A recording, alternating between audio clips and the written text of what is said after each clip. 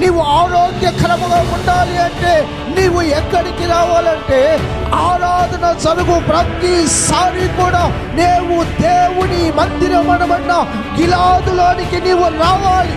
అది కృతజ్ఞత కూడికైనా, వాగ్దాన కూడికైనా, ప్రత్యేక కూడికైనా, ఉపవాస కూడికైనా, ఏ కూడిక జరిగినా ఆ కూడికలో నువ్వు ఉండాలి.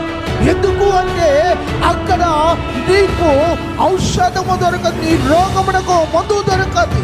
అది ఏ రోగమైనా కావచ్చు, శరీర రోగము కావచ్చు, ఆత్మీయ రోగము కావచ్చు, అది ఏ రోగమైనా కావచ్చు.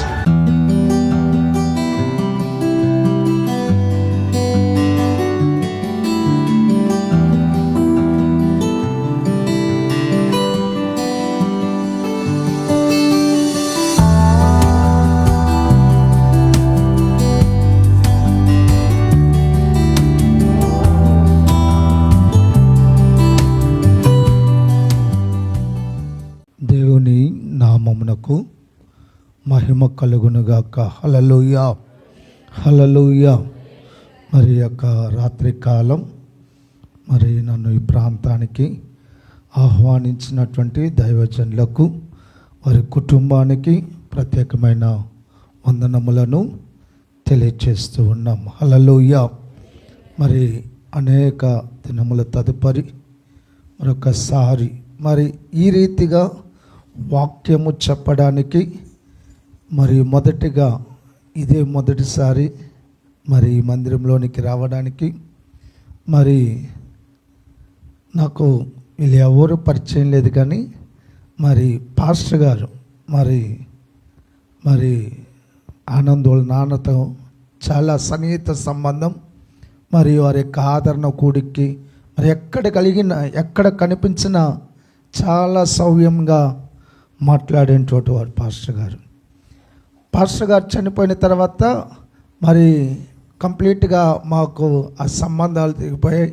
మరి ఈ మధ్య కాలంలో దేవుని యొక్క మహాకృపను బట్టి మరి టీటీసీ మరి కాలేజ్ తరపున ఆనందం మరి దగ్గర అవ్వడానికి మరి దేవుడు కృప చూపాడు. హల్లెలూయా, హల్లెలూయా. మరి ఎక్కడో పుట్టాం, ఎక్కడో పెరిగాం. అయితే దేవుని యొక్క మహాకృపను బట్టి దేవుని పనిలో ఆయన తోటలో అందరము పనివారముగా నేటి దినాన కొనసాగడానికి దేవుడు కృప చూపాడు. హల్లెలూయా, హల్లెలూయా. మరి యొక్క నూతన సంవత్సరములో మరి ఈ రీతిగా మరి మీ మధ్యలో చేరి మీతో కలిసి దేవుని ఆరాధించడానికి ప్రభువు చూపిన ఉన్నతమైన మహాకృపను బట్టి ప్రభువుకు సమస్త ఘనత మహిమ ప్రభావములు కలుగునుగాక. పరిశుద్ధ గ్రంథములో ఉండి ఒక మాటను మనం చదువుకుందామండి. ఇర్మియా గ్రంథం 22వ అధ్యాయం 6వ వచనాన్ని మనం చదువుకుందాం. ఇర్మియా గ్రంథం. యూదారాజు వంశస్థులను గూర్చి యెహోవా ఇలాగు సెలవిచ్చుచున్నాడు, నా ఎన్నికలో నీవు గిలాదు వలెనున్నావు, లెబానోను శిఖరము వలె ఉన్నావు. ఆయనను నిశ్చయముగా ఎడారిగాను నివాసులు లేని పట్టణములుగాను నేను నిన్ను చేయుదును. ఒక నిమిషం అందరు తలలు వంచి కళ్ళు మూసి ప్రార్థన చేసుకుందాం. మహాపరిశుద్ధుడా, కృపా సత్య సంపూర్ణుడా, సకల ఆశీర్వాదములకు కారణభూతుడు అయిన మా గొప్ప తండ్రి, మహోన్నతుడా, మహాగణుడా, మీకు స్తుతులు స్తోత్రాలు చెల్లిస్తూ ఉన్నాం. మరి చక్కటి ప్రభా, ఈ రాత్రి కాలము ఈ రీతిగా మరి ప్రభా నాయన నీ పాదముల చెంత మేము ఒక కుటుంబముగా చేరి మీ నామమును స్తుతించి మీ నామమును ఘనపరచడానికి, మీ నామమును హెచ్చించడానికి, నీ నామమును మహిమపరచడానికి ప్రభా మీరు మాకు ఇచ్చినటువంటి మీ గొప్ప భాగ్యమును బట్టి మీకు స్తోత్రాలు చెల్లిస్తూ ఉన్నాం. మరి యొక్క రాత్రి కాలం అపాత్రును ఎందుకు పనికిరానటువంటి వారము మరి ప్రభా మమ్మల్ని మీరు మీ పరిచర్యకు పిలుచుకున్నారు, నెట్ వరకు నడిపిస్తూ ఉన్నారు. మీకు వందనాలు. మరి ప్రభా ఈ రాత్రి అయ్యా మమ్మల్ని మేము మీ హస్తాల్లో పెడుతూ ఉన్నాం.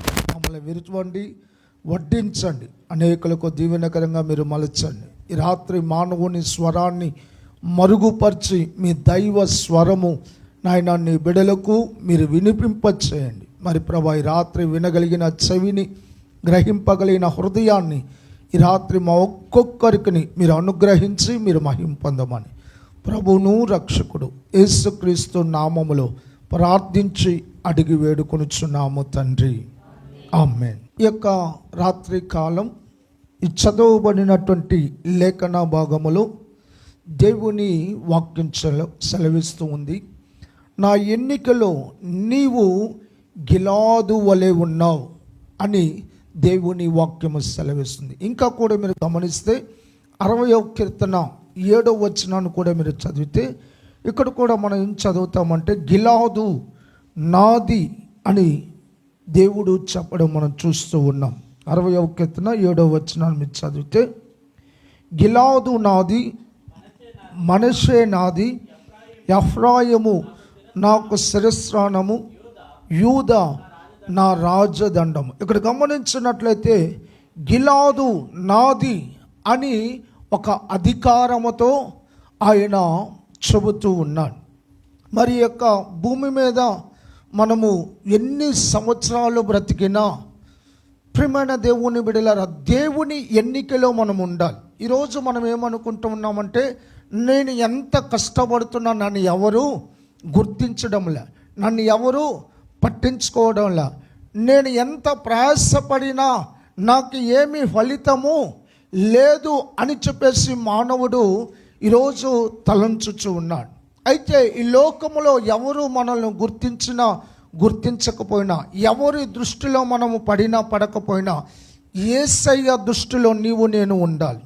యేసయ్య ఆయన యొక్క ఎన్నికలో నీవు నేను ఉండాలి. ఈ లోకములో మనం అనేక సార్లు మనం గమనించినట్లయితే నా పేరు ఓటర్ లిస్టులో లేదు, ఆధార్ కార్డులో లేదు, రేషన్ కార్డులో లేదని చెప్పి ప్రయాసపడతాం, ఎంతో తాపత్రయపడతాం. కానీ ఈ రాత్రి మనము ఎవరి ఎన్నికలోనికి రావాలంటే దేవుని యొక్క ఎన్నికలోనికి రావాలి. దేవుని యొక్క ఎన్నికలో నీవు నేను ఉండాలి. ఈ రాత్రి కాలం, ఈ నూతన సంవత్సరములో, ఈ ప్రత్యేకమైన కూడికలో దేవుడు నీతో నాతో మాట్లాడుతున్నటువంటి మన గిలాదును గురించి దేవుడు అంటున్న గిలాదు నాది, గిలాదు నాది అని ప్రభువు చెబుతూ ఉన్నా. గిలాదు నా ఎన్నికలో ఉన్నది. మరి ఈ రాత్రి కాలం ఈ మాటలు వింటున్నటువంటి బిడలారా, ఈ రాత్రి ఈ 2025 వరకు నువ్వు ఎలా ఉన్నావో తెలియదు. 2025 ఎలా గడిచిపోయింది. ఈ 2026లో అడుగుపెట్టిన నీ యొక్క నా యొక్క జీవితంలో మనము ఎవరు ఎన్నికలోనికి రావాలంటే దేవుని యొక్క ఎన్నికలోనికి నీవు నేను రావాలి. గిలాదు అనగా ఆశ్రయపురం. మనం యెహోషువ గ్రంథంలో మనం గమనించినట్లయితే 6 ఆశ్రయపురాలు ఉన్నాయి. 20వ అధ్యాయం 7-8 వచనాల్లో 6 ఆశ్రయపురములను మనము చూస్తాం. ఈ యొక్క ఆశ్రయపురము ఎందుకు అంటే, ఒక వ్యక్తి పాపము చేశాడు అనుకోండి, ఆ వ్యక్తి ఆశ్రయపురములో వాడు ప్రవేశిస్తే ఆశ్రయపురంలో ప్రవేశించిన వానికి ఇక ఎలాంటి శిక్ష ఉండదు, ఎలాంటి దండన ఉండదు. అందుకే ఆశ్రయపురం. అయితే క్రీస్తునందు ప్రియమైన దేవుని బిడ్డలారా, గిలాదు ఒక ఎన్నికలో ఉన్నది. ఎన్నికలోనికి రావడానికి గల కారణాలు ఏంటి? మరి ఒక్కొక్క ప్రాంతానికి ఒక్కొక్క ప్రదేశము మరి ఎంపిక చేయబడుతుంది. హైదరాబాదు అంటే మనకు చార్మినార్ గుర్తొస్తుంది, ఢిల్లీ అనగానే తాజ్మహల్. మరి ఇలా ఒక్కొక్క ప్రాంతానికి ఒక గుర్తింపు ఉంటుంది, ఒక్కొక్క ప్రాంతానికి కూడా ఒక గుర్తింపు ఉంటుంది. అలాగే నీ యొక్క నా యొక్క జీవితంలో కూడా మనము దేవుని దృష్టిలో ఎంపిక చేయబడినటువంటి వారంగా దేవుని యొక్క ఎన్నికలో మనము ఉండాలి. మరి ఈ రాత్రి కాలం కొన్ని మాటలు, మరి గిలాదు దేవుని యొక్క ఎన్నికలోనికి రావడానికి గల కారణం ఏంటి? గిలాదు దేవుని యొక్క ఎన్నికలోనికి రావడానికి గల కారణం ఏంటి? గిలాదును గురించి దేవుడు అలా నొక్కి చెప్పడానికి గల కారణం ఏంటి? గిలాదు నాది, గిలాదు నాది. మరి ఈ రాత్రి ఆ గిలాదుకు ఉన్న ప్రత్యేకతలు ఏంటి? ఎందుకు దేవుడు అలా నొక్కి చెబుతూ ఉన్నాడు అంటే ఆ గిలాదుకున్న ప్రత్యేకతలు ఏంటి అని మనం గమనించినట్లయితే చూడండి, ఇర్మియా గ్రంథం 50వ అధ్యాయం, ఇర్మియా గ్రంథం 50వ అధ్యాయం 19వ వచనాన్ని మనము చదివినట్లయితే, ఇశ్రాయేలు వారిని తమ మేత స్థలమునకు నేను తిరిగి రప్పించదును. వారు కర్మేలు మీదను బాషాను మీదను మేయుదురు, ఎఫ్రాయిము కొండల మీదను గిలాదులోను మేయుచు సంతుష్టి నొందుదురు. చూడండి, ఇక్కడ గమనించినట్లయితే గిలాదుకు ఉన్న ప్రత్యేకత ఏంటి అంటే గిలాదు ఒక మంచి మేత స్థలము. హల్లెలూయా! గిలాదు ఒక మంచి మేత స్థలము. క్రీస్తునందు ప్రియమైన దేవుని బిడ్డ, ఇక్కడ గమనించినట్లయితే గిలాదు ఒక మంచి మేత స్థలము, మేతకు తగిన స్థలము, గొర్రెలకు మేత స్థలము గిలాదు. గిలాదు అని ఒక మాటలో చెప్పాలంటే సంఘము. సంఘములో ఏమి దొరుకుతుందంటే గొర్రెలకు మంచి మేత దొరుకుతుంది. మరి ఈ రాత్రి కాలం దేవుని బిడ్డలారా, గిలాదు ప్రదేశము మందలకు తగినటువంటి స్థలము అని దేవుని వాక్యం అంటారు. సంఖ్యాకాండము 32వ అధ్యాయం 1-2 వచనాలు మీరు చదివితే గిలాదు ప్రదేశము మేతకు తగిన స్థలము, గొర్రెలకు మేత స్థలము గిలాదు. అనగా సంఘము గొర్రెల మంద వంటిది. సంఘము మేత కలిగి ఒక సంతృప్తి కలిగి ఉండాలి. సంఘం ఇక్కడ నుండి బోధింపబడుతున్న ఉపదేశము కావచ్చు, ఇక్కడ నుండి బోధింపబడుతూ ఉన్నటువంటి దేవుని మాటలు చేత మీ ఆత్మీయ జీవితములు కట్టబడి మీ యొక్క ఆత్మీయ యాత్రలో మీరు ముందుకు కొనసాగాలి. ముందుకు కొనసాగడమే కాకుండా దేవుని రాజ్యము కొరకు నేను సిద్ధపరచబడాలి. ఎప్పుడు నీ జీవితంలో సంతృప్తి చెందుతావంటే, సంతృప్తి ఎప్పుడు కలుగుతుందంటే మందిరములో దేవుని యొక్క మాటల చేత నీవు సంతృప్తి చెందాలి. మందిరములో మేత అంటే గొర్రెలకు తగినటువంటి మేత ఎక్కడ దొరుకుద్దంటే దేవుని యొక్క మందిరములో. గిలాదు అనగా అది దేవుని మందిరమునకు సాదృశ్యముగా ఉన్నది. మరి ఇక్కడ బోధింపబడుతున్న ఉపదేశం వచ్చట, ఇక్కడ బోధింపబడుతున్న మాటల చేత నీ ఆత్మీయ జీవితము కట్టబడాలి. నీ ఆత్మీయ జీవితంలో ఎక్కడ సరిచేయబడాలో సరిచేయబడ, ఇక్కడ నుండి వస్తున్న హెచ్చరికలు కావచ్చు, గద్దింపులు కావచ్చు, వాటి చేత నీ జీవితము కట్టబడాలి. అందుకే దేవుడు అంటున్న గిలాదు నాది. గిలాదులు ఏముంటుందంటే మేత ఉంటుంది. గిలాదు మేతకు తగినటువంటి స్థలం. గిలాదు మేతకు తగిన స్థలం. మరి ఇక్కడ ఈరోజు గమనించినట్లయితే దేవుని బిడ్డలారా, చాలామంది జీవితాల్లో సంవత్సరాల తరబడి మందిరాలకు వెళుతూ ఉన్నా వారి యొక్క ఆత్మీయ జీవితము ఎక్కడేసిన గొంగలంటే అక్కడే ఉంటూ ఉంది. అందుకే అపోస్తలుడైన పౌలు బాధతో చెబుతున్న మాట ఏమిటంటే చూడండి, హెబ్రీలకు రాసిన పత్రిక 5వ అధ్యాయం, హెబ్రీలకు రాసిన పత్రిక 5వ అధ్యాయం 11 నుండి కొన్ని మాటలు మనం గమనించినట్లయితే, ఇందును గూర్చి మేము చెప్పవలసినవి అనేక సంగతులు ఉన్నాయి, కానీ వినుటకు మందులైనందున వాటిని విశదపరచుట కష్టము. కాలమును బట్టి చూచితే మీరు బోధకులుగాను ఉండవలసిన వారై ఉండగా దేవోక్తులలో మొదటి మూలపాఠములను ఒకడు మీకు మరలా బోధింపవలసి వచ్చును. మీరు పాలు త్రాగవలసిన వారే కానీ బలమైన ఆహారము తినగలవారు కారు. మరియు పాలు త్రాగు ప్రతివాడును శిశువే గనుక నిత్య వాక్యము విషయంలో అనుభవం లేనివాడై ఉన్నాడు. వయస్సు వచ్చిన వారు అభ్యాసము చేత మేలు కీడులను వివేచించుటకు సాధకము చేయబడిన జ్ఞానేంద్రములు కలిగి ఉన్నాను గనుక బలమైన ఆహారము వారికే తగును. చూడండి ప్రియులారా, ఆత్మీయులు బోధకులుగా ఉండవలసినటువంటి వారు ఇంకా పసిపిల్లలుగా ఉన్నారని అపోస్తలుడైన పౌలు మరి బాధతో మరి వ్యక్తం చేస్తున్నాం. ఈ గ్రంథకర్త బహువేదనతో ఈ మాటలు చెబుతూ ఉన్నాడు. ఇదిగో, మీరు వయస్సు వచ్చిన వారు, మీ వయస్సును బట్టి చూస్తే మీరు బోధకులుగా ఉండవలసినటువంటి వారు, మీరు ఉపదేశకులుగా ఉండవలసినటువంటి వారు, కానీ మీరు పసిపిల్లల వలె ఇంకా పాలు త్రాగే స్థితిలోనే మీరు ఉన్నారు అని చింతిస్తూ ఉన్నాను. పౌలు బాధతో చెబుతూ ఉన్నాడు. మరి ఇక రాత్రి కాలము దేవుని బిడ్డలారా, మన యొక్క జీవితంలో మనం ఎలా ఉన్నాం? సంవత్సరాల తరబడి మందిరానికి వస్తూ ఉన్నా ఎదుగుదల లేని వారంగా మనం ఉంటూ ఉన్నామా? లేకుంటే మన జీవితంలో మనము ఈ ఉపదేశమును మరి భుజిస్తూ నానాటికి మనం వృద్ధిపరచబడుతూ ఉన్నామా? ఎలా ఉన్నాం? ఈ రాత్రి దేవుని వాక్యం నీతో నాతో మాట్లాడు. మీరు బోధకులుగా ఉండవలసినటువంటి మీరు, వయస్సు వచ్చిన మీరు ఇంకా మీరు పసిపిల్లలుగానే ఉంటూ ఉన్నాను. ఈ రాత్రి దేవుని వాక్యం నిన్ను నన్ను హెచ్చరిక చేస్తూ ఉంది. మరి ఈ రాత్రి మన జీవితంలో మనము ఎలా ఉన్నాం?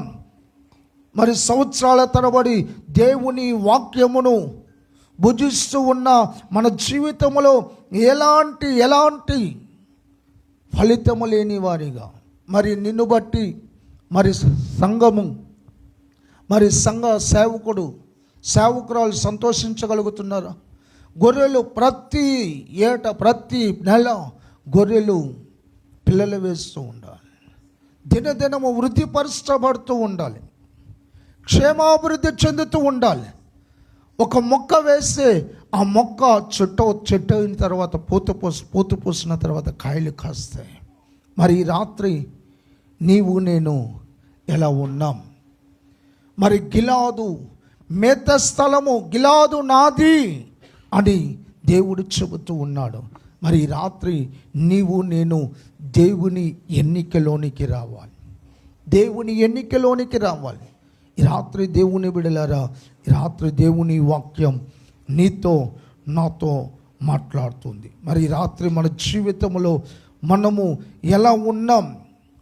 దేవుడు మీరు ఈ నూతన సంవత్సరంలో మన జీవితంలో మనము ఫలించి అభివృద్ధి పొందాలని ప్రభువు సెలవిస్తున్నాడు. ఇంకా కూడా మీరు గమనిస్తే 1 కొరింథీ పత్రిక 3వ అధ్యాయం 1 నుండి కొన్ని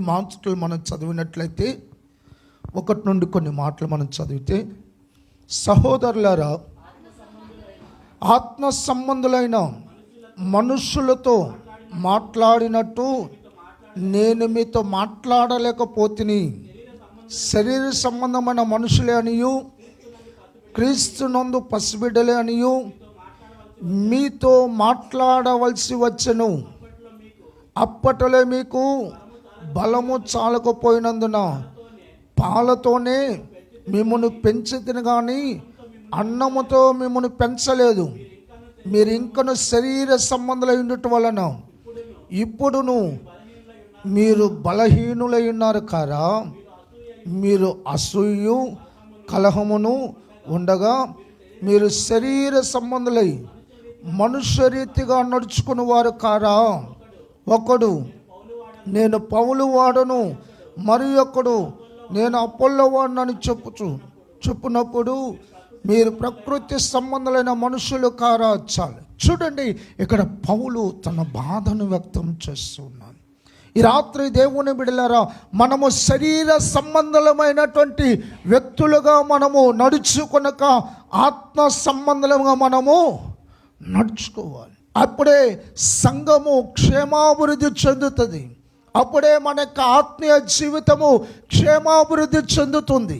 మరి ఈ రాత్రి ఈ మాటలు వింటున్నటువంటి సంఘమా, ఈ రాత్రి దేవుని వాక్యం నీతో నాతో మాట్లాడుతుంది. మరి ఈ రాత్రి గిలాదుకు ఉన్న ప్రత్యేకత ఏమిటంటే ఇది మేత కలిగినటువంటి స్థలము. అందుకే దేవుడు అంటూ గిలాదు నాది, గిలాదు నాది. మనము దేవుని యొక్క ఎన్నికలోనికి నీవు నేను రావాలి. గిలాదు యొక్క దేవుని యొక్క ఎన్నికలోనికి గిలాదు ఎలాగైతే వచ్చినదో అలాగన నీవు నేను దేవుని యొక్క ఎన్నికలోనికి మనము రావాలి.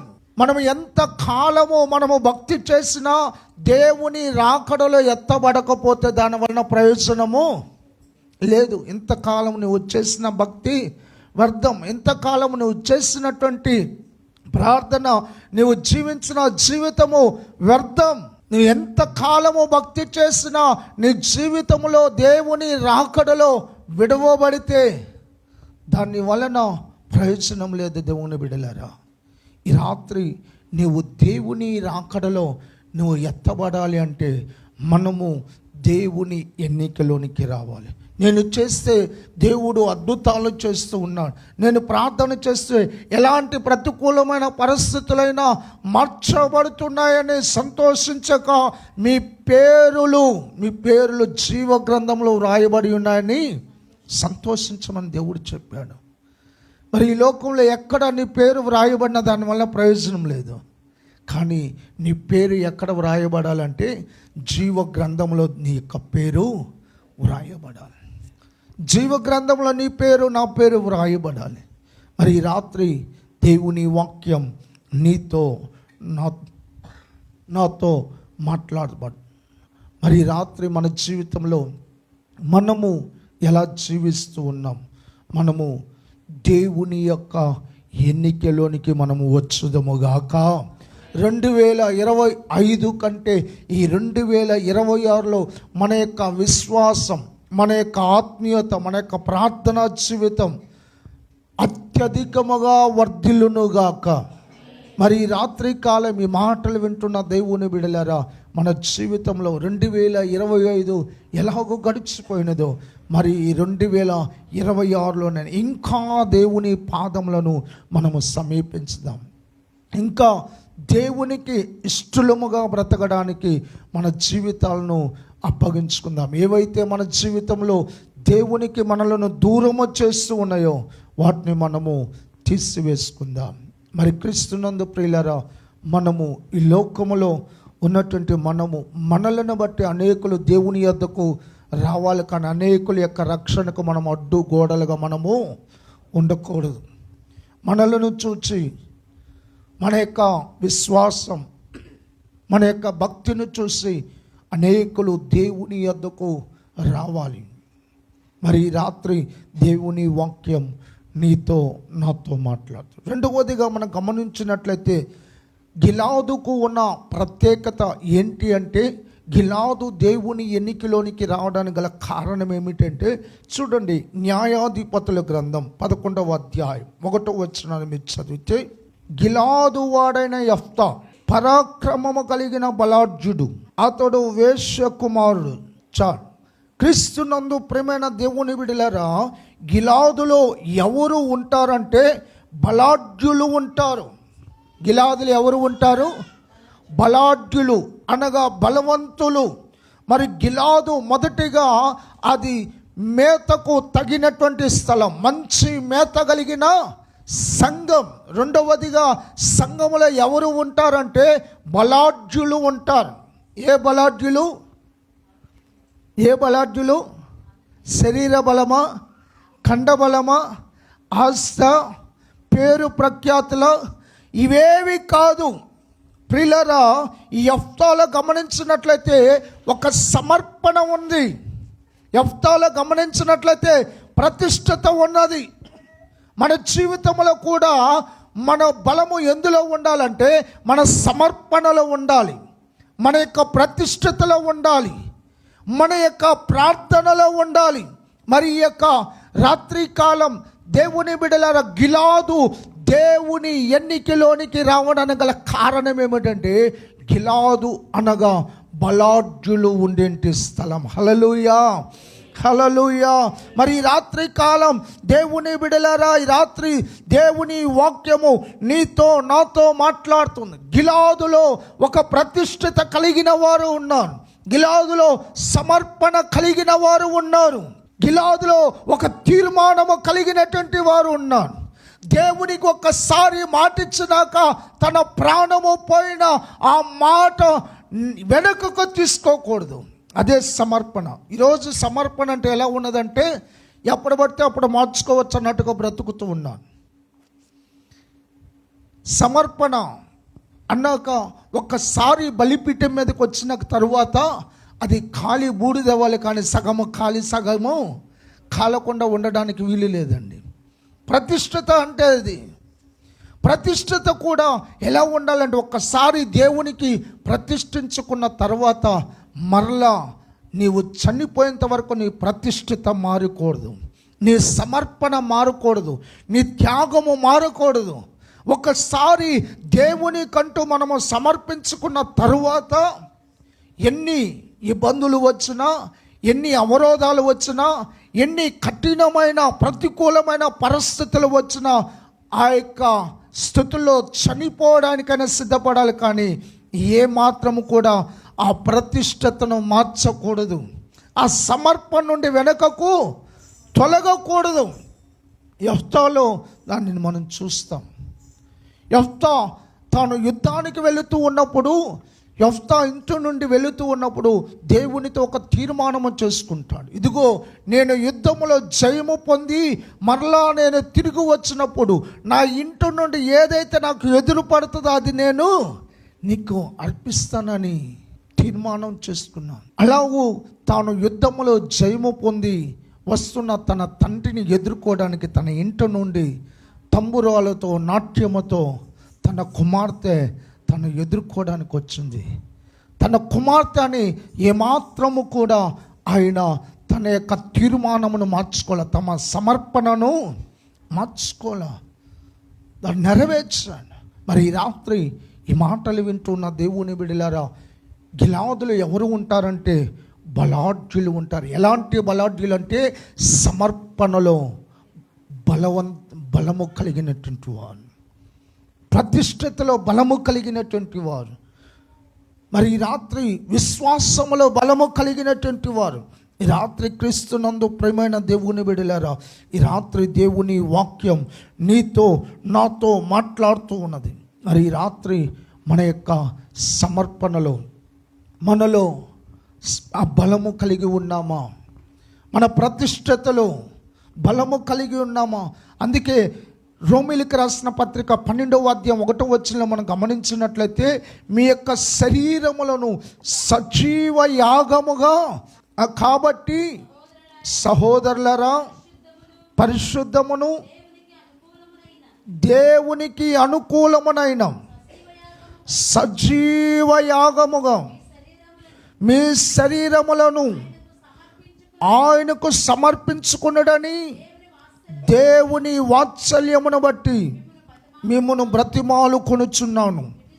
ఇట్టి సేవ మీకు యుక్తమైనది, ఇట్టి సేవ మీకు యుక్తమైనది. సజీవ యాగముగా మీకు అన్నీ సరిగ్గా ఉండగానే, అన్ని సక్రమముగా ఉండగానే సజీవ యాగముగా మీ శరీరములను ప్రభువుకు సమర్పించండి. మరి రాత్రి దేవుని బిడ్డలారా, మన జీవితంలో ఈరోజు చాలామంది ఎలా ఉన్నారంటే, అన్నీ అయిపోయిన తర్వాత ఎప్పుడు నేను దేవుని సేవకు వస్తాను ఏంటి, కంటి చూపు పోయి నడవలేని పరిస్థితుల్లో రిటార్డ్ అయిపోయి. ఈ రాత్రి దేవుని బిడ్డలారా, దేవుని వాక్యం నీతో నాతో మాట్లాడుతుంది. మిగిలిన జీవితం నీవు అన్నీ వాటేసుకొని, మిగిలిన జీవితము ఎవరికి కావాలి? మిగిలిన జీవితం ఎవరికి కావాలి? ఆ ఎంగిలి జీవితం ఎవరికి కావాలి? ఒక ఇస్తర్లో అన్నం పెట్టా, అదే ఇస్తర్లో మరలా నీకు ఆ భోజనం పెడితే ఎవరైతే నా ఆకులో భోజనం పెడితే తింటామా?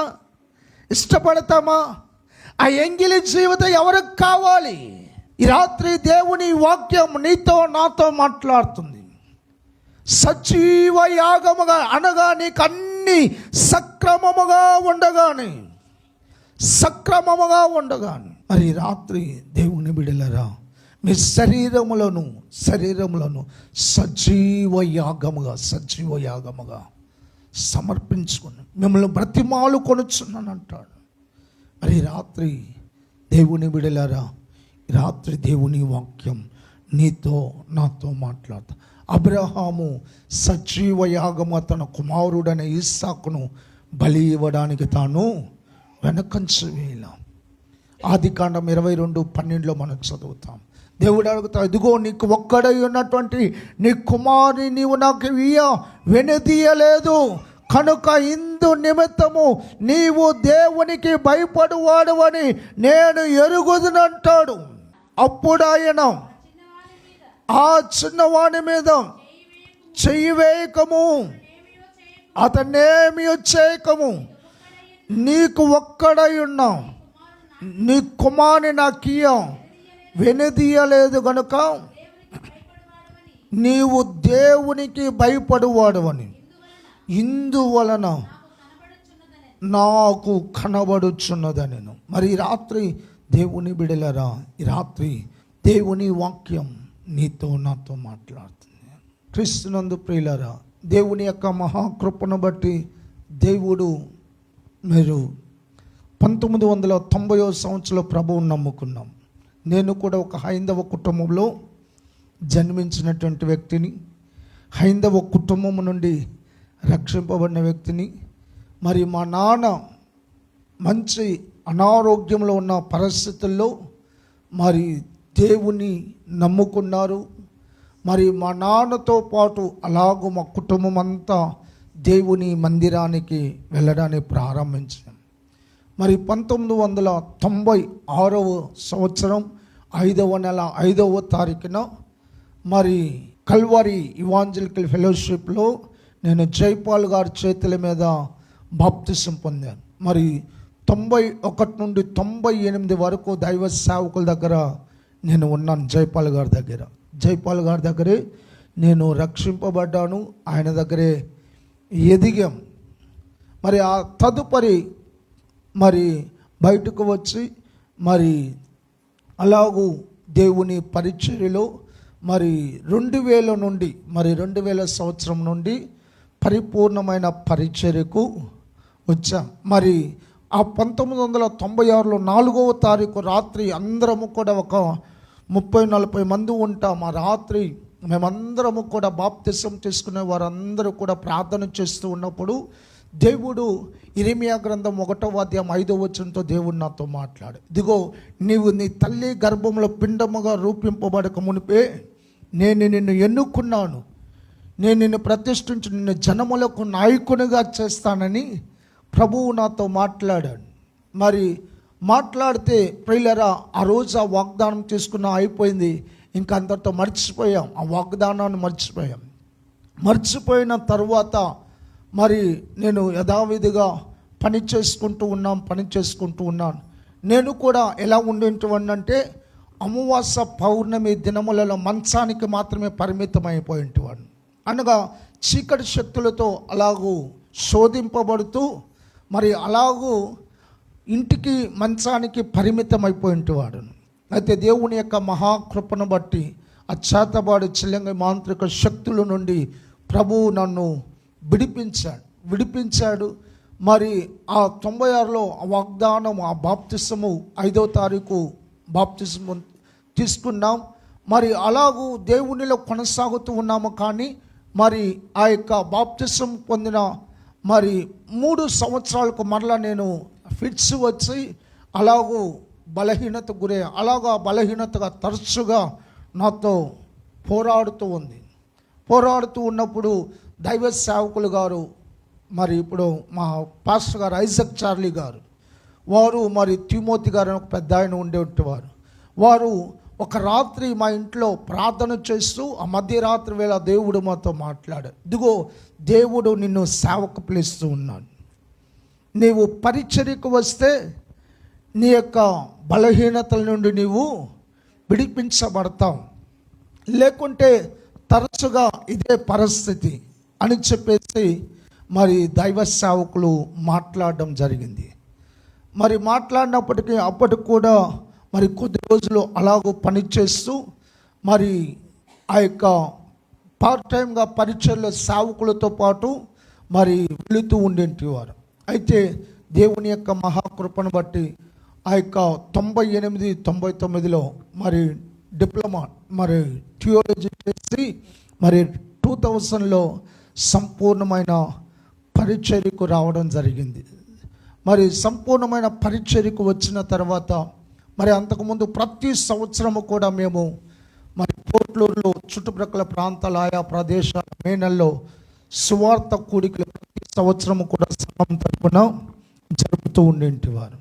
మరి అలా జరుపుతూ ఉన్న సమయంలో మరి పోట్లూరులో ఒక బ్రాంచ్ సంఘం ఏర్పాటు చేయడం జరిగింది. మరి పోట్లూరులో 2002 మరి 6వ నెల 23వ తారీఖున పోట్లూరులో పరిచర్య ప్రారంభించబడింది. మరి ఆనాటి నుండి ఈనాటి వరకు పోట్లూరులో పరిచర్య కొనసాగుతూ ఉంది. పోట్లూరులో పరిచర్య కొనసాగుతూ ఉంది. మరి ప్రియులరా, మరి ఈ పరిచర్యకు వచ్చిన వివాహము కాకమునిపే పరిచర్యకు వచ్చేసాను. పరిచర్యకు వచ్చిన తర్వాత మరి ఎన్నో రకాల పోరాటాలు, ఎన్నో రకాల ఇబ్బందులు, ఎన్నో రోజులు మరి ఆహారం లేకుండా ఉన్న దినాలు ఉన్నాయి.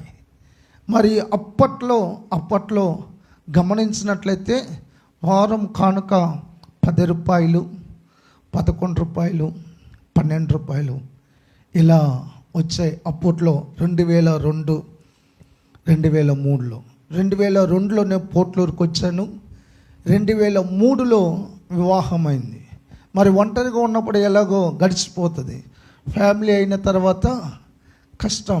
మరి అయినా చాలామంది చెప్పారు, మరి శనివారం ఆదివారమే కదా ప్రార్థన, వారంలో ఏదైనా పని చేసుకోవచ్చు కదా, వారంలో మిగతా రోజులు ఏదైనా పనికి వెళ్ళొచ్చు కదా అంటే నేను ఒకటే చెప్పా, చచ్చిపోయిన సేవలో చచ్చిపోతాను, ఇంకా మళ్ళా ఏ పని కూడా నేను ముట్టుకొని. చెన్నై నుండి నన్ను పంపించేటప్పుడు దాదాపు ఒక 300-400 మంది విశ్వాసులు ఉంటారు. వాళ్ళందరి మధ్యలో నేను ఒక సవాల్ చేసి వచ్చాను, చచ్చిపోతే మరలా ఆంధ్రాలో చచ్చిపోతాను, కానీ ఎట్టి పరిస్థితులు నేను చెన్నైకి మరలా రాను అన్నటువంటి సవాలుతో వచ్చాను. మరి ఆ సవాల్లోనే నేటికి ప్రభువు నడిపిస్తూ ఉన్నాడు. హల్లెలూయా, హల్లెలూయా. ఒకప్పుడు ఒక్క పూట భోజనానికి అలమటిస్తున్న మా జీవితాల్లో దేవుని యొక్క మహాకృపను బట్టి నేడు ఎంతమందికైనా భోజనం పెట్టగలిగిన కృపను దేవుడిచ్చాడు. హల్లెలూయా. మరి ఆ రోజు 2-3 ప్రారంభించబడినటువంటి ఆ పరిచర్య నేటికి ఒక 60 మంది సంఘస్థులు, మరి పోట్లూరులో ఒక 30 మంది, పాజర్లో ఒక చిన్న సంఘం ఉంది, పాజర్లో ఒక 30 మంది దేవుడు అనుగ్రహించాడు. హల్లెలూయా, హల్లెలూయా. దేవుడు క్రమక్రమంగా దేవుడు పరిచర్యను మరి ముందుకు తీసుకెళ్ళాడు.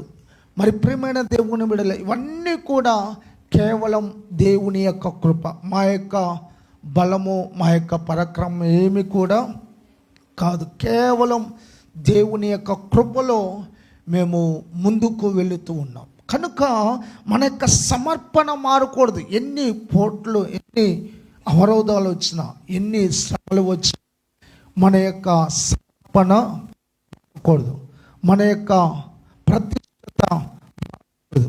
మరి ఈ రాత్రి దేవుని వాక్యం నీతో నాతో మాట్లాడు. మరి గిలాదులో ఎవరు ఉంటారంటే బలాఢ్యులు ఉంటారు.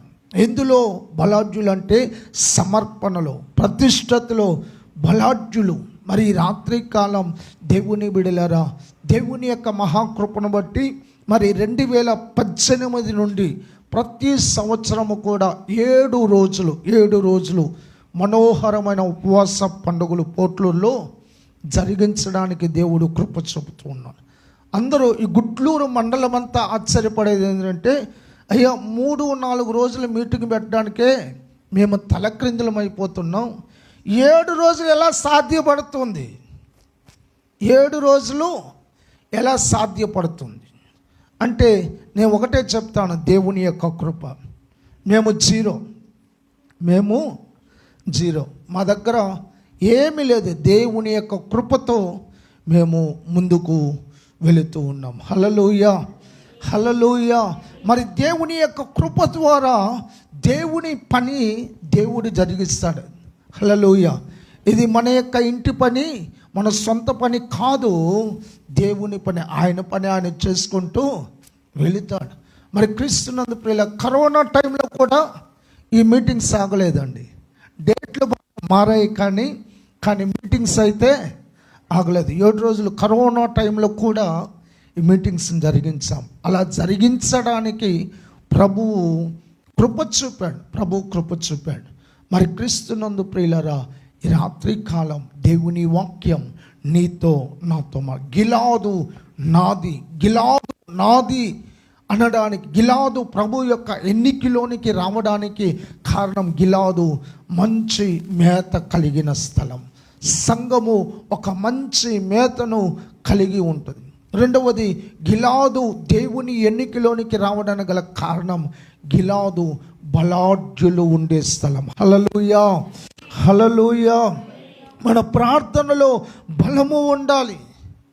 ఏలియాను గురించి మనం గమనించినట్లయితే 1 రాజుల గ్రంథం 17వ అధ్యాయం 1వ వచనాన్ని మీరు చదివితే, ఏలియా ఇక్కడ అంటూ ఉన్నాడు, అంతటా గిలాదు కాపురస్తులు సంబంధియు తిష్బీయుడైన ఏలియా ఆహాబు నద్దకు వచ్చి, యెహోవా సన్నిధిని నేను నిలవబడి ఉన్నాను, ఇశ్రాయేలీయుల దేవుడైన ఆ యెహోవా జీవముతోడు, నా మాట ప్రకారము కాక ఈ సంవత్సరములలో మంచైనను వర్షమైనను పడదని ప్రకటించు. చూడండి, ఏలియా గమనించు, గిలాదు వాడైన ఏలియా ప్రార్థనలో ఒక బలము ఉన్నది. ఏలియా అంటున్నాడు, ఇదిగో ఈ సంవత్సరంలో మంచైనా వర్షమైనా కురవదు, నేను ఎవని సన్నిధిని నిలవబడి ఉన్నానో ఆ యొక్క నామమున ఆ యెహోవా జీవముతోటి నేను ప్రకటిస్తూ ఉన్నాను. ఈ రాత్రి దేవుని బిడ్డలారా, మన ప్రార్థనలో బలము ఉండాలి. అనేక సార్లు ప్రార్థనకు చేస్తాము, కానీ ఆ ప్రార్థనకు జవాబు వచ్చేంత వరకు మనం చేసిన ప్రార్థన మనం నమ్మలేకపోతున్నాం. మనం చేసిన ప్రార్థన మనమే నమ్మలేకపోతూ ఉన్నాం. కానీ ఏలి అంటాడు, ఇదిగో ఎవని సన్నిధిలో నేను నిలవబడి ఉన్నానో ఆ యెహోవా జీవముతోడు ఈ సంవత్సరం మంచైనా వర్షమైనా కురవదు. మరి ఈ రాత్రి ఈ మాటలు వింటూ ఉన్న దేవుని సంగమా, ఈ రాత్రి మనము ప్రార్థనలో బలవంతులుగా మనము ఉందుముగాక, మన సమర్పణలో బలవంతులుగా ఉందుముగాక, ప్రతిష్టతలో బలవంతులుగా ఉందుముగాక. ఈ 2026లో 2025 కంటే కలిగి, ప్రతిష్టత కలిగి, ప్రార్థన శక్తిని కలిగి ముందుకు వెళుదుముగాక. ఈ రాత్రి ఈ మాటలు వింటున్న దేవుని బిడ్డలారా, ఈ రాత్రి మనము గిలాదు వలె మనం ప్రభు యొక్క ఎన్నికలోనికి రావాలి. మూడవదిగా మనం గమనించినట్లయితే 2వ సమూయేలు గ్రంథం 17వ అధ్యాయం 27వ వచనాన్ని మనం గమనిస్తే, దావీదు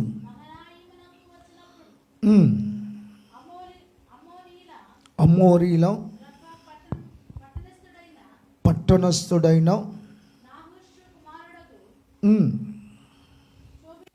షోబియాను లోదెబారు ఊరివాడు అమీయేలు కుమారుడైన మాకీరును రొగేలెము ఊరివాను గిలాదీయుడైన బర్జిల్లాయు అరణ్యమందు జనులు అలసిన వారై ఆకలిగొని దప్పికొనియుందురని తలంచి పరుపులు, పాత్రలు, కొండలు, గోధుమలు, యావులు, పిండి, వేయించిన గోధుమలు, కాయధాన్యములు, చిక్కుడుకాయలు, పేలాలు, తేనె, వెన్న, గొర్రెలు, జున్ను ముద్దలు దావీదును అతని యొద్దనున్న జనులను భోజనము చేయుటకు తీసుకొని వచ్చి. హల్లెలూయా, హల్లెలూయా.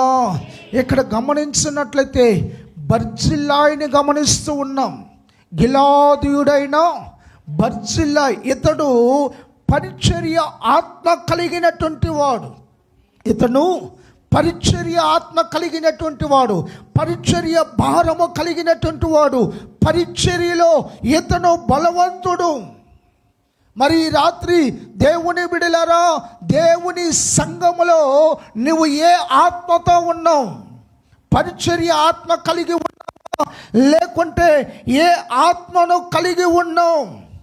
ఈ రాత్రి క్రీస్తునందు ప్రియమైన దేవుని సంఘమా, ఈ రాత్రి కాలం బర్జిల్లాయి, దావీదు ఎక్కడో అరణ్యములో ఉన్నాడు, తన జనులు ఎక్కడ అరణ్యములో ఉన్నారు.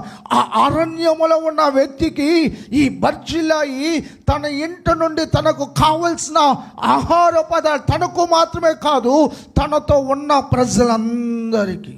ఈ బర్జిల్లాయికు ఎంత త్యాగం ఉందో చూడండి. ఇతను ఒక వృద్ధాప్యంలో ఉన్నటువంటి వృద్ధుడైనప్పటికీ అతను జీవితంలో గమనించినట్లయితే దేవుని బిడ్డలారా, ఒక పరిచర్య భారము కలిగి ఉన్నాడు, పరిచర్య ఆత్మ కలిగి ఉన్నాడు.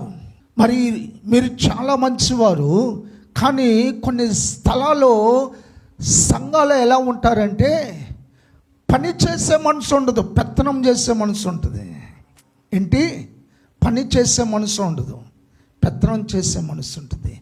కానీ ఈ బర్జిల్లాయి పరిచర్య భారము కలిగిన వాడు, ఈ బర్జిల్లాయి పరిచర్య ఆత్మ కలిగిన వాడు, ఈ బర్జిల్లాయి త్యాగము కలిగినటువంటి వాడు. తనకు అవసరత ఏమైనదో ఆ అవసరతలన్నిటినీ ఎరిగి తన ఇంట నుండి సమస్తము వారు పండుకోవడానికి పరుపులు, మొత్తం ఏ టు జెడ్ దావీదుతో ఉన్న ప్రజలకు ఏమి కావాలో తన ఇంటి నుండి సమస్తమును కూడా తాను సరఫరా చేస్తున్నాడు. ఇదిగో ఎక్కడో అరణ్యంలో ఉంటే మేం చేయగలం, మాకు అందుబాటులో లేరు కదా. ఈరోజు చాలామంది ఏమంటారు, మాకు అందుబాటులో ఉంటే మేము ఏమైనా చేయగలం, ఎక్కడో ఉంటే ఏం చేయాలి. కానీ దావీదు అందుబాటులో లేదు, ఎక్కడ అరణ్యములో ఉన్నాడు. అరణ్యములో ఉన్న ఆ దావీదు దగ్గరకు బర్జిల్లాయి ఒక పరిచర్య భారము కలిగి, పరిచర్య ఆత్మ కలిగి, ఒక గొప్ప త్యాగముతో తాను కలిగి ఉన్న అవసరతలన్నిటిని కూడా దావీదు తీరుస్తూ ఉన్నాడు. ఈ యొక్క బర్జిల్లాయి దావీదు యొక్క ప్రతి అవసరతను తీర్చాడు.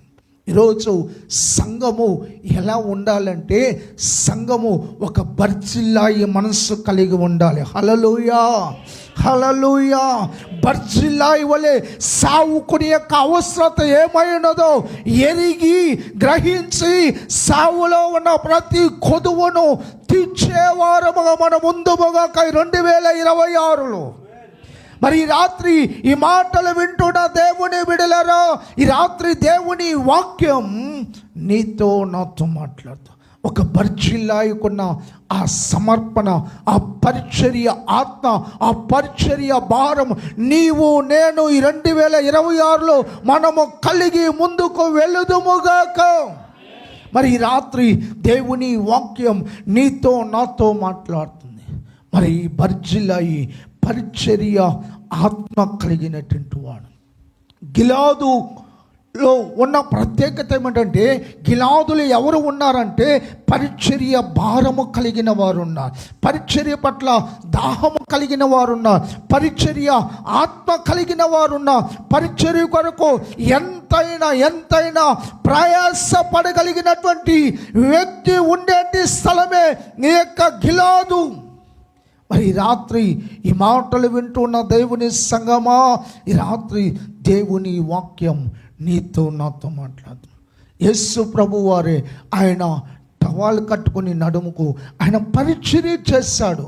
ఈరోజు మనం పరిచర్య చేయడానికి ఇష్టపడుతున్నామా? ఈరోజు పరిచర్య అంటే ఏదో మైకు పట్టుకొని వాక్యం చెప్పేదో పరిచర్య అనుకుంటున్నాను. మరి క్రీస్తునందు ప్రియులరా, నీవు మందిరము చిమ్మినా అది కూడా పరిచర్యే, అంటులు తోమినా అది పరిచర్య, బాత్రూమ్స్ కడిగిన అది పరిచర్యే. అక్కడ నుండే మేము వచ్చాం. ఈరోజు ఇలా మీ మధ్య నిలబడడానికి అక్కడున్న 10 సంవత్సరాల వరకు అదే మేము నేర్చుకునింది. సావుకుల క్రింద వారు ఏది చెబితే అది. నేను 90లో దేవుని నమ్ముకున్న 91 నుండి 96 వరకు కూడా మేము జైపాల్ గారి దగ్గర అదే నేర్చుకున్నాం. ప్రతి ఆదివారం కూడా ఉదయం 7 గంటలకు ఇంటి నుండి వెళ్ళిపోతే రాత్రి 11 గంటలకు నేను ఇంటికి వస్తాను. ప్రతిరోజు సాయంత్రము 11 ప్రాంతాల్లో ప్రైస్లు జరుగుతుంది. సాయంకాలం ప్రతి ప్రాంతానికి ఇద్దరిద్దరముగా వెళ్ళాలి. ప్రతి సాయంత్రం 11 ప్రాంతాలు. మరి జైపాల్ గారి యొక్క ప్రైస్లు ఆదివారం సాయంత్రం, ప్రతి వారం సాయంత్రం 11 ప్రాంతాలు జరుగుతాయి. ఒక్కొక్క వారం ఒక్కొక్క ప్రాంతానికి వెళ్ళేంటి వారం. ఆదివారం ఇల్లు మర్చిపోయేంటి వారం, అన్నీ మర్చిపోయేంటి వారం. ఆదివారం దేవునికి పనికి మాత్రమే ప్రార్థన. ఈరోజు మందిరాల్లో ఎలా ఉన్నారంటే ఎప్పుడు ప్రార్థన అయిపోద్దా వెళ్ళిపోవాలన్నట్టుగా చూస్తూ ఉన్నారు. మీరు కాదులేండి, మీరు మంచివాళ్ళు. ఎప్పుడు ప్రార్థన అయిపోతుందా, ఎప్పుడు వదిలిపెడతాడా పాస్టర్ గారు తెలుసు. తెలియకుండా తప్పు చేస్తే దేవుడు క్షమిస్తాడండి. తెలిసి కూడా నువ్వు నిర్లక్ష్యం చేస్తే ఖచ్చితంగా మనము శిక్షకు పాత్రలం.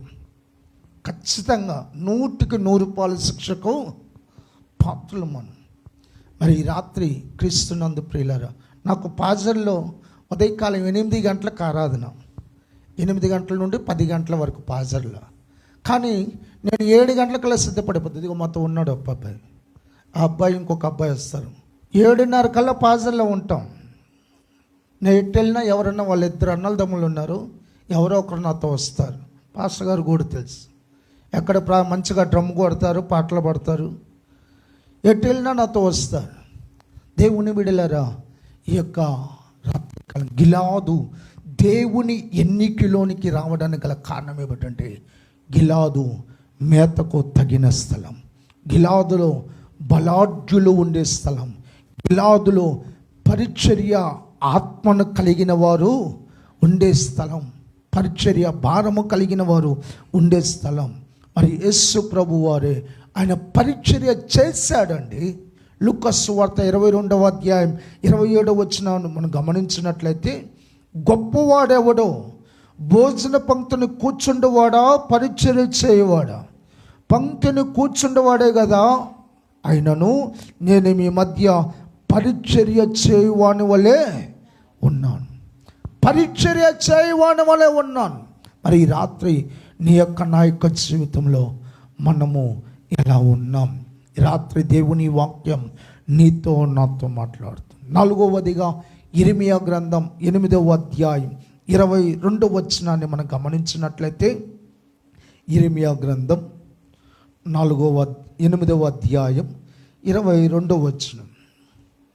8వ అధ్యాయం గిలాదులో గుగ్గిలము ఏమీ లేదా, అక్కడ ఏ వైద్యుడు లేదా, నా జనులకు స్వస్థత ఎందుకు కలుగకపోవచ్చున్నది అనగా, ఇక్కడ గమనించినట్లయితే ప్రియమైన దేవుని బిడ్డలారా, ఒకప్పుడు అక్కడ ఏమున్నదంటే గిలాదులో వైద్యం ఉన్నది, మరి గుగ్గిలేమున్నది. అయితే ఇప్పుడు అక్కడ ఎందుకు స్వస్థత కలగడం లేదు? మరి ఈ రాత్రి ఈ మాటలు వింటూ ఉన్న దేవుని బిడ్డలారా, 46:11 మీరు గమనిస్తే ఇర్మియా గ్రంథము, ఐగుప్తు కుమారి కన్యక గిలాదునకు వెళ్ళి గుగ్గిలము తెచ్చుకొనము, విస్తారమైన ఔషధము తెచ్చుకుంటాం వ్యర్థమే, నీకు చికిత్స కలుగుదు. గిలాదులో ఏమి ఉన్నదంటే గుగ్గిలం ఉన్నది. స్వస్థత ఉన్నది. సంఘములో ఏమి ఉండాలంటే స్వస్థత ఉండాలి. మరి ప్రత్యక్ష గుడారంలో మహిమ దిగితే అదే మహిమ ఆవరణంలో కూడా పనిచేస్తుంది. ఈ రాత్రి క్రీస్తునందు ప్రియమైన దేవుని బిడ్డలారా, ప్రాణాత్మ శరీరములకు ఆరోగ్యము కావాలంటే గిలాదు అనబడిన సంఘములోనికి నీవు రావాలి. సంఘములో ఏమి ఉన్నదంటే గుగ్గిలం ఉన్నది. నీ యొక్క కావలసిన ఔషధము ఎక్కడ దొరుకుతుందంటే నీ జీవితంలో గిలాదు అనబడిన సంఘములో దొరుకుతుంది. అందుకే దేవుని వాక్యం అంటుంది, నీ సన్నిధిని సంపూర్ణ సంతోషము కలదు, నీ కుడి చేతిలో నిత్య సుఖములు కలవు. 16వ కీర్తన 11లో మనం చదువుతాం. మరి ఈ రాత్రి దేవుని బిడ్డలారా, ఈ రాత్రి నా ప్రభు ఎవరంటే నీ క్షేమం కోరుకునేంటి వాడు. నీవు ఆరోగ్యకరముగా ఉండాలి అంటే నీవు ఎక్కడికి రావాలంటే ఆరాధన జరుగు ప్రతిసారి కూడా నీవు దేవుని మందిరం అనబడిన గిలాదులోనికి నీవు రావాలి. అది కృతజ్ఞత కూడికైనా, వాగ్దాన కూడికైనా, ప్రత్యేక కూడికైనా, ఉపవాస కూడికైనా, ఏ కూడిక జరిగినా ఆ కూడికలో నువ్వు ఉండాలి. ఎందుకు అంటే అక్కడ నీకు ఔషధము దొరకదు, నీ రోగమునకు మందు దొరకదు. అది ఏ రోగమైనా కావచ్చు, శరీర రోగము కావచ్చు, ఆత్మీయ రోగము కావచ్చు, అది ఏ రోగమైనా కావచ్చు. మరి రాత్రి క్రీస్తునందు దేవుని బిడ్డలారా, ఈ రాత్రి గిలాదులో ఏమున్నదంటే ఔషధం ఉన్నది, గిలాదులో గుగ్గిలం ఉన్నది, గిలాదులో స్వస్థత ఉన్నది. అయితే ఈరోజు ఆ స్వస్థత కనబట్టలేదు. ఈరోజు స్వస్థతల కొరకు తండోపతండలుగా పరుగులెత్తుతూ ఉన్నారు జనాలు. తండోపతండులుగా ఒంగోలు పరిగెత్తున్నారు, నెల్లూరు పరిగెత్తున్నారు, తెనాలి పరిగెత్తున్నారు, కాకాని పరిగెత్తున్నారు. నువ్వు ఎక్కడికి పరిగెత్తినా నీకు స్వస్థత రాదు. నువ్వు గిలాదనమైన సంఘంలోనికి వస్తేనే, నీ గిలాదనమైన సంఘంలో నువ్వు నాటబడితే, గిలాదన సంఘములో నువ్వు స్థిరపరచబడితే నీ జీవితంలో నీకు క్షేమము కలుగుద్ది. బయట ఎక్కడ నీకు క్షేమము దొరకదు. మరి రాత్రి దేవుని బిడ్డలారా, దేవుని వాక్యం నీతో నాతో మాట్లాడుతుంది. ఈ రాత్రి దేవుని బిడ్డలారా, అందుకే దేవుని వాక్యం, ప్రియుడా నీ ఆత్మ వర్ధిల్లుచున్న ప్రకారం నీవు అన్ని విషయములలో వర్ధిల్లుచు సౌఖ్యముగా ఉండవాలని ప్రార్థించుచున్నాను అంటాడు. గాయకు రాస్తాడు భక్తుడు, సౌఖ్యముగా అనగా నీవు ఆరోగ్యకరమైన జీవితాన్ని నువ్వు కలిగి ఉండాలని, ఆరోగ్యవంతమైనటువంటి పరిస్థితిని నువ్వు కలిగి ఉండాలి. మరి రాత్రి మన జీవితంలో మనము ఎలా ఉన్నాం? మరి రాత్రి దేవుని బిడ్డలారా, రాత్రి దేవుని వాక్యం నీతో నాతో మాట్లాడుతుంది. మరి రాత్రి మన జీవితంలో మనము దేవుని ఎన్నికలోనికి మనము రావాలి. దేవుని ఎన్నికలోనికి మనము రావాలి. ఎవరు ఎన్నికలోనికి వచ్చినారా? దేవుని ఎన్నికలోనికి రావాలి. దేవుడు నిన్ను నన్ను గురించి చెప్పాలి.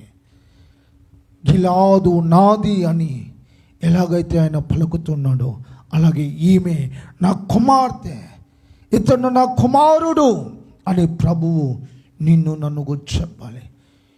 ఇతను నమ్మకమైన దాసుడని ప్రభువు చేత మనము పిలువబడాలి. ఆఖరిగా ఒక మాట, న్యాయాధిపతుల గ్రంథం 7వ అధ్యాయం 3వ వచనం, కాబట్టి నీవు ఎవడు భయపడి వణుకుచున్నాడో వాడు త్వరపడి గిలాదు కొండకు విడిచి తిరిగి వెళ్ళవలెను, జనులు వినున్నట్లుగా ప్రకటించమని గిద్యోనుతో సెలవిచ్చెను. అప్పుడు జనులలో నుండి 22,000 మంది తిరిగి వెళ్ళిపోయిరి. చూడండి ప్రియమైన దేవుని బిడ్డలారా, గిలాదు అనగా ఒక పరీక్ష స్థలం. హల్లెలూయా, ఒక పరీక్ష స్థలం. ఆ పరీక్షలో నీవు జయించాలి, ఆ పరీక్షలో నీ విజయాన్ని సాధించాలి. ఇక్కడ గిద్యోనుతో దేవుడు సెలవిస్తూ ఉన్నాడు, ఇదిగో మీరు ఎవరైతే భయపడుతూ ఉన్నారో, ఎవరైతే బలహీనులు ఉన్నారో వారందరూ వెళ్ళిపోండి అంటే 23,000 మంది బయటకు వెళ్ళిపోయారు. గిలాదు బలహీనులు ఎవరో, బలాఢ్యులు ఎవరో పరిశీలించే స్థలం. గిలాదు పరిశుద్ధులు ఎవరో, అపవిత్రులు ఎవరో పరీక్షించే స్థలం. గిలాదు ప్రార్థనా పరులు ఎవరో, ప్రార్థన లేని వారు ఎవరో పరీక్షించే స్థలము గిలాదు. మరి ఈ రాత్రి కాలం దేవుని బిడ్డలారా, ఈ రాత్రి కాలం ఆ పరీక్షలో నువ్వు నిలబడిపోతావా, లేకుంటే వెనక్కి వెళ్ళిపోతావా? ఈ రాత్రి దేవుని బిడ్డ, అనేక సార్లు మన జీవితంలో కొన్ని పరీక్షలు వస్తాయి. అవి మనలను నిత్య నాశనానికో మరణానికో తీసుకెళ్ళడానికి కాదు, మన విశ్వాసమును మెరుగుపరచడానికి. ఈరోజు దాన్ని మరచి అనేక మంది జీవితాల్లో దేవుని నమ్ముకున్న నాకు శోధనలు, దేవుని నమ్ముకున్న నాకు బాధలు అంటే ఆ బాధలన్నీ నువ్వు జయించిన తర్వాతే ఆశీర్వాదం. ఈరోజు శ్రమ లేకుండా ఆశీర్వాదం కావాలనుకుంటున్నాం. దేవుని దగ్గర రాగానే అద్భుతం జరిగిపోవాలి, దేవుని దగ్గర రాగానే మేలు జరిగిపోవాలి. మనం ఒక విత్తనం వేస్తే ఆ విత్తనం మొక్క మొలిచి బయటికి రావడానికి ఒక టైము పట్టుద్ది. మనం నారు పోసినాక అది నాటు వేయడానికి ఒక కాలము ఉంది, ఆ నాటు వేసినది కోయడానికి ఒక కాలం ఉంది, కోయబడినది మళ్ళా కొట్లలో కూర్చోబడడానికి ఒక కాలము ఉంది. ఏది పరిగెత్తితే నీ జీవితంలో పరిగెత్తి పాలు త్రాగడం కంటే నిలబడి నీళ్లు త్రాగడం మేలు. నువ్వు పరిగెత్తితే కుదరదు.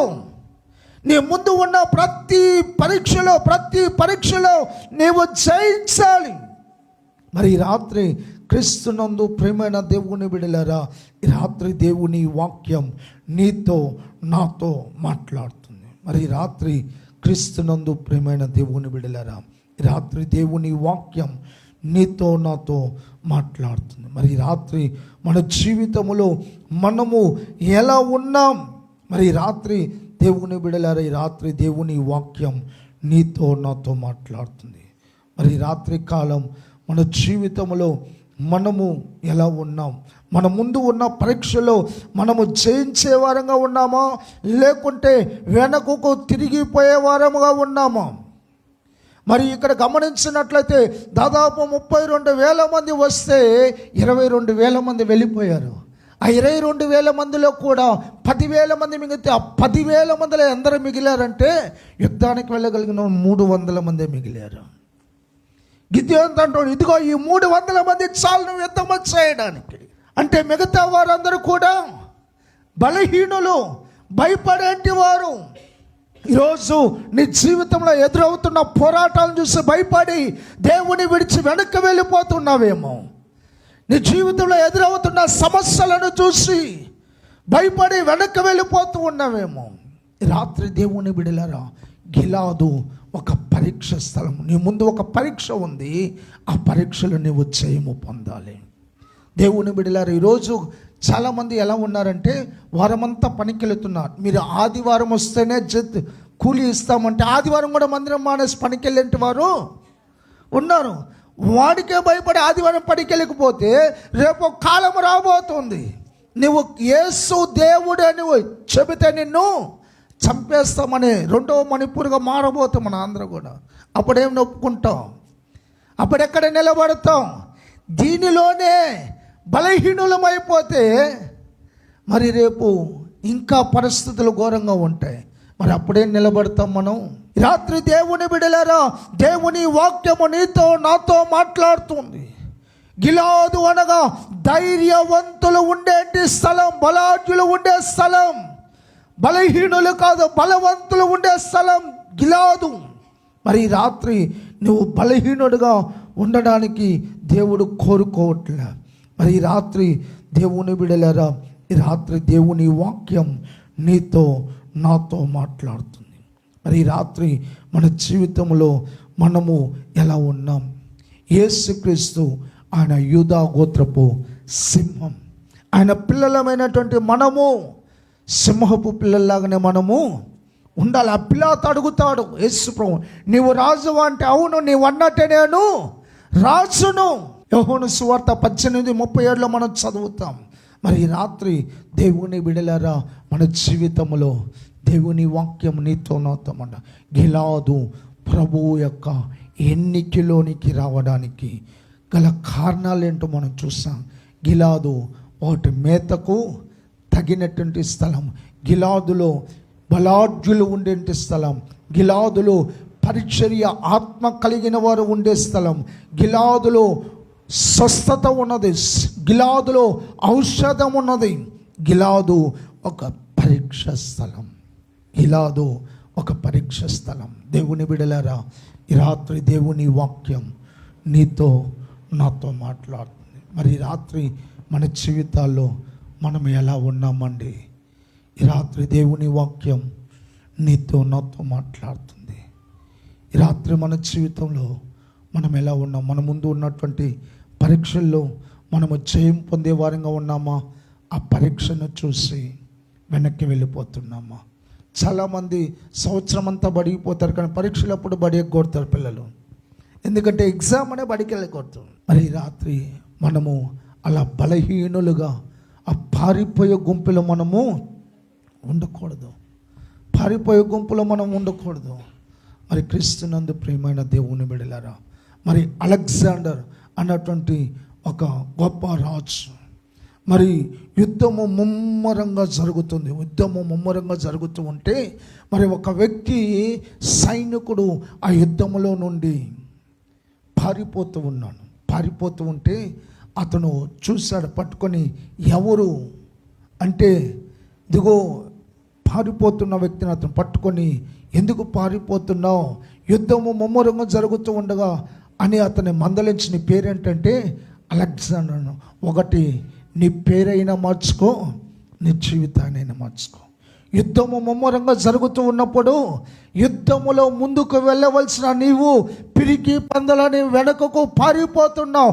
నువ్వు యుద్ధములో ఉండడానికి నీవు పనికిరావు. గ్రేట్ అలెగ్జాండర్ పేరు పెట్టుకొని వెనుకకు పారిపోతాం. పిరికి పందల, నీ పేరైనా మార్చుకో, నీ బ్రతుకైనా మార్చుకున్నాడు. మరి ఈ రాత్రి మన జీవితంలో కూడా ఎదురవుతున్న పరీక్షలలో మనము పారిపోయే గుంపులో మనము ఉండకూడదు. చేప ఎన్ని అలలు రాని, ఎంత వరద రాని, అది ఎదురు ఈదద్దు కానీ వెనకకు తిరగదు. మరి ఈ రాత్రి నీవు నేను మన సమస్యలో మనము ఎదురు ఈదగలిగిన వారంగా మనము ఉందముగాక. ఈ రాత్రి మన జీవితంలో పరీక్షలో నిలబడే గుంపులో మనము ఉందుముగాక. పారిపోయే గుంపులో కాక ధైర్యముగా నిలబడిన ఆ 300 గుంపులో మనము ఉందుముగాక. ఈ రాత్రి మన జీవితంలో మనం ఎలా ఉన్నాం? ఒక్క నిమిషం అందరూ తలలు వంచుతామండి.